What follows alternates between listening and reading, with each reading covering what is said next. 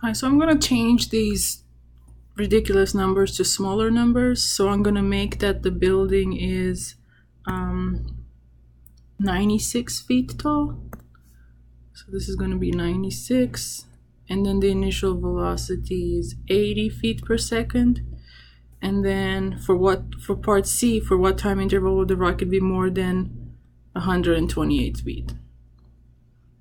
Okay, so usually how you do these, you must remember that the equation for this type of motion is that the height of whatever you're launching is -16 if you're working with feet, and then plus the initial velocity times t plus the initial height.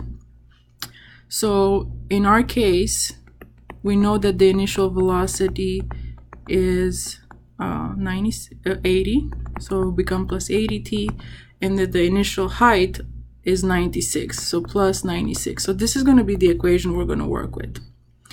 So we know it's a quadratic, right, because t is squared in here, and since this coefficient of t squared is negative, we know that it's going to be a quadratic coming down, and the y-intercept is actually going to be, this is the y-intercept, right? Because the y-intercept is when you set t equal to 0. So it's going to be something like this, a quadratic, like that. Okay? On the x-axis we have time in seconds, and on the y-axis we have height in feet. So imagine that this right here, this is 96, this is the building right here, okay? And you are here and you're throwing this toy launch, and it's going to go up, it's going to reach a maximum height, and then it's going to start coming down, back down because of gravity, okay?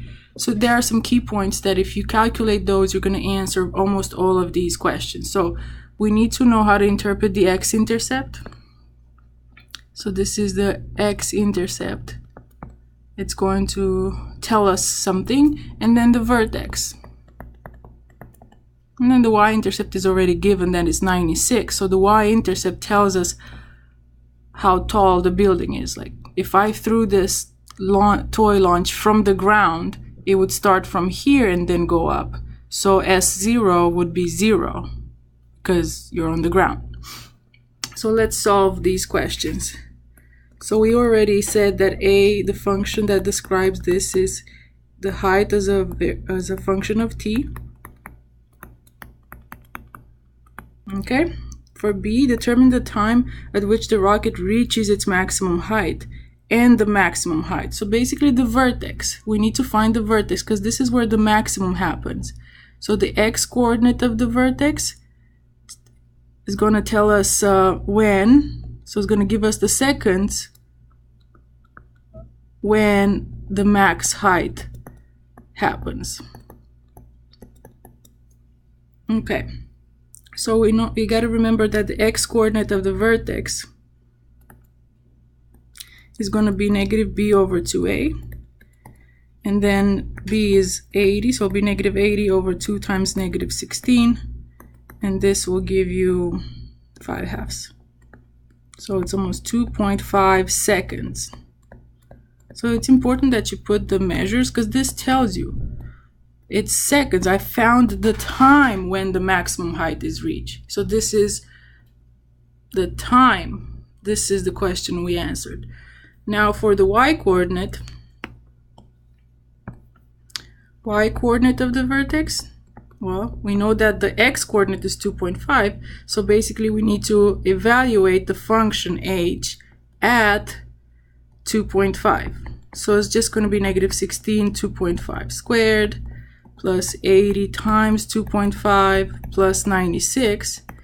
And if you put this in the calculator, you should get 196 feet. So 196 feet is the maximum height. So we answered this question. Now let's answer D and then we'll come back to C. For part D, it says after how many seconds will it hit the ground? So basically what they're asking us is this value right here, right? And this is the x-intercept because this toy rocket or whatever it is at the beginning at time 0 is up on the building, 96 feet high, and then it increases until it reaches 196 after 2.5 seconds is 196 feet. And then the height is going to decrease until it reaches 0 in here. The height is 0.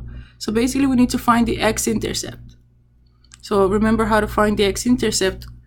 We set y equal to 0, so it's the x-intercept that we need to find. So we set h of t equal to 0 to solve for t.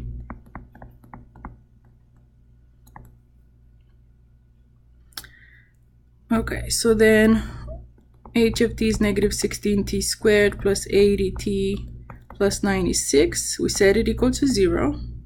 And then we solve it. So we're going to divide by 16, divide by negative 16, divide by negative 16. So we'll get t squared minus 5t minus 6. So now I can actually factor this. This is t plus 1 and this is t minus 6. Because 1 times negative 6 is negative 6, and then 1 plus negative 6 is negative 5. So then from these two, we get that t equals negative 1 from this part, and then we get t equals 6. And we know that this is measured in seconds. And this is in seconds. But t represents time. So therefore, negative 1 seconds does not make sense. So t equals 6 is this value that we were looking here. So if you want it to be super accurate, we have to erase this portion because it doesn't make sense for the time to be negative. Okay, so after how many seconds will it hit the ground? 6 seconds. After 6 seconds. It hits the ground.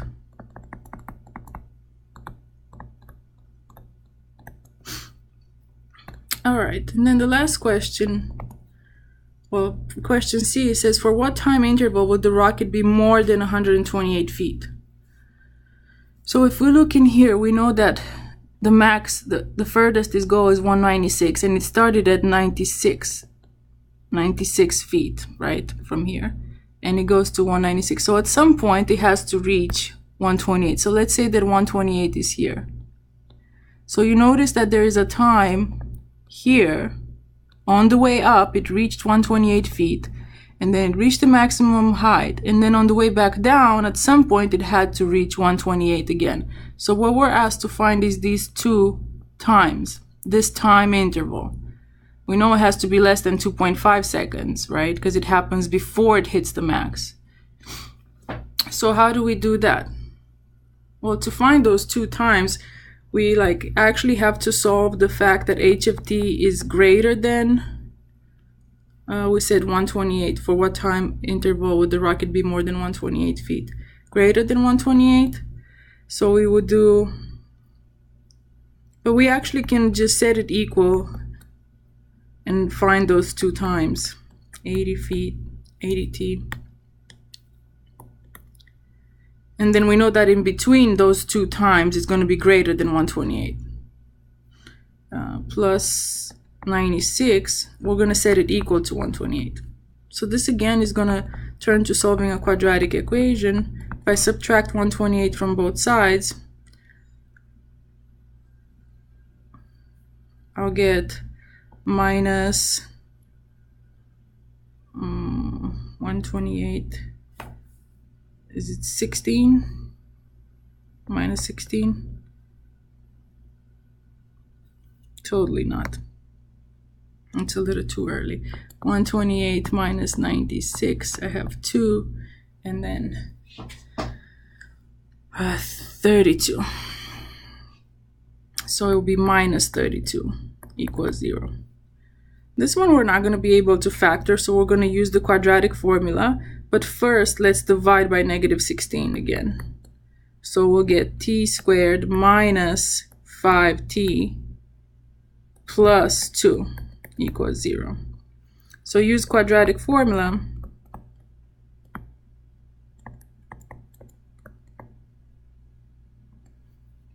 to get negative b, so negative 5 plus or minus square root of b squared, which is 25, minus 4 times a is 1 and c is 2, over 2 times a. So this is going to give me positive 5 plus or minus square root of 25 minus 8 over 2. So then this will be 5 plus or minus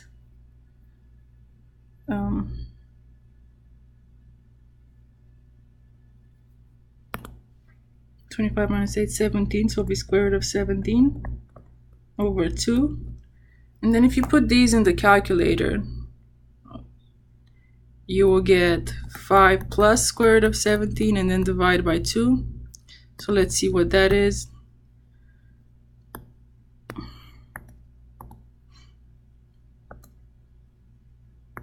Five plus square root of 17 divided by 2, 4.56, and then 5 minus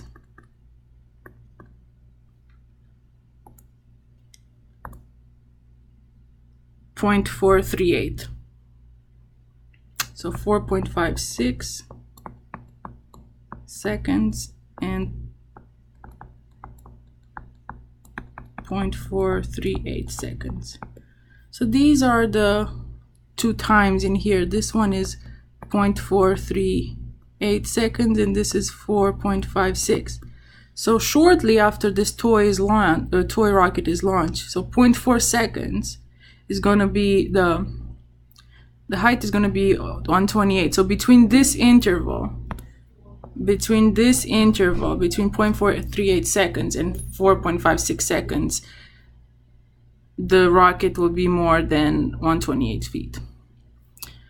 All right, I hope this helps. I tried to do with those big numbers and I got frustrated. So you basically, if you follow the same what I did for these lower numbers, you should get the answers for those ridiculous numbers.